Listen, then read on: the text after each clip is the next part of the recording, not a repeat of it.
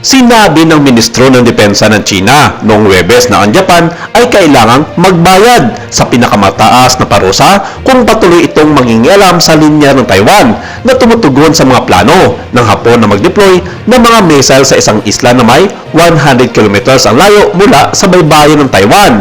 Ang mga payag ay dumating sa gitna ng pinakamalalang diplomatikong krisis ng mga bansa sa mga nakarang taon matapos sabihin ng punong ministro ng Hapon na si Sanae Takaichi ngayong buwan ng isang hypothetical na pag-atake ng China sa Taiwan ay maaaring mag-trigger ng tugon ng militar mula sa Tokyo. Sinabi ng Ministro ng Depensa ng Japan na si Shinjiro Koizumi noong linggo na ang mga plano ay patuloy na sumusulong upang mag-deploy ng isang medium-range surface-to-air missile unit sa isang base militar sa Yonaguni, isang isla na halos 110 kilometers lamang mula sa silangang baybayin ng Taiwan. Tinanong tungkol sa deployment na binatikos na ng Foreign Ministry ng China, sinabi ng Defense Ministry ng bansa kung paano resolve ang Taiwan question ay isang Chinese matter at walang kinalaman sa Japan na kinukontrol ang Taiwan mula pa 1895 hanggang sa pagtatapos ng World War II noong 1945. Sinabi ng tagapagsalita na si Jiang Bin sa isang regular na news briefing na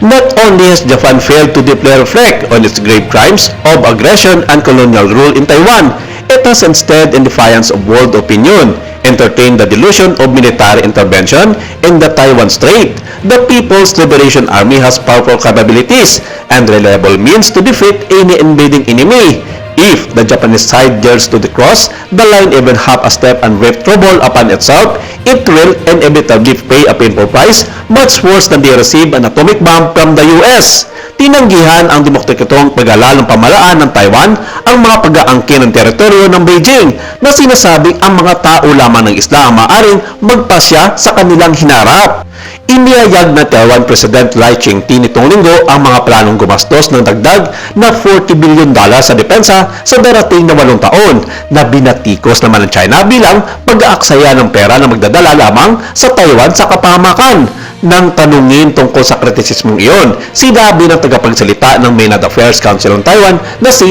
Liang Weiqi noong Huwebes na ang paggasta ng depensa ng China ay mas malaki kaysa sa Taiwan. Halos araw-araw ay nagpapatakbo ang militar ng China sa karagatan at himpapawid sa paligid ng Taiwan sa sinasabi ng gobyerno sa Taipei na bahagi ng kampanya ng paggigipit ng Beijing laban dito. Noong November 22 at 23, binisita naman ni Japanese Defense Minister Shinjiro Koizumi kasama ang ilan sa mga miyembro ng media ang mga garrison sa Ryukyu Island, isang estrategikong archipelagic chain na tumatakbo sa pagitan ng Taiwan at Kyushu. Sa nakalipas na 3 taon, ang mga puwersang Hapon na nakatalaga sa riyong ito ay may lingguang run-in kasama ang masasakyang pandagat ng China at sasakyang panghimpapawid na pumapasok at palabas ng unang chain ng isla. Ayon sa isang release ng Ministry of Defense, siniyasat ni Koizumi ang mga unit sa Miyakojima Air Base, Ishigaki Garrison at Yonaguni Garrison. Nang tanungin kung ano ang masasabi niya sa pagbabanta ng China at sa posibleng nuclear attack, sinabi lamang ni Koizumi na maigi ng pagdadaan ito